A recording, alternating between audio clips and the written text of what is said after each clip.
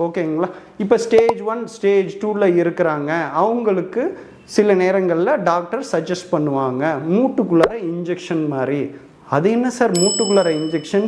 S, மூட்டில் நடக்கிற தேய்மான மாற்றங்களை கம்மி பண்ணுறதுக்கும் அதை குறைக்கிறதுக்கும் அதை ஸ்டாப் பண்ணுறதுக்கும் கொடுக்குற இன்ஜெக்ஷன்ஸ் தான் இன்ட்ரா ஆர்டிகுலர் இன்ஜெக்ஷன்ஸ் அப்படின்னு ஆங்கிலத்தில் சொல்லுவாங்க. அது என்னென்ன வகைகள் இருக்குது? Number 1 intra articular steroids injection போடுறது மூலயமாக ஏற்கனவே ஏற்படுற அங்கே நடக்கக்கூடிய இன்ஃப்ளமேஷன், அந்த காரமான தன்மையில் ரொம்ப வேகமாக தேய்மானம் நடந்துகிட்ருக்கிறத ஸ்டாப் பண்ணி அதை ஃபர்தராக ப்ராக்ரஸ் ஆகாமல் பார்த்துக்கிறதுக்கு யூஸ் பண்ணுற மருந்து.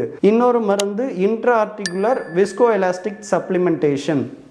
நம்ம மூட்டுக்குள்ளார பசப்பசப்பு தன்மை அதிகப்படுத்துறதுக்கும் அந்த வெயிட் டிரான்ஸ்மிஷனில் ஹெல்ப் பண்ணுறதுக்கும் யூஸ் பண்ணுறதா ஹைலூரானிக் ஆசிட்ங்கிற இன்ஜெக்ஷன்ஸ். மூன்றாவதாக பிஆர்பி இன்ஜெக்ஷன்னா பிளாட்லெட் ரிச் பிளாஸ்மா.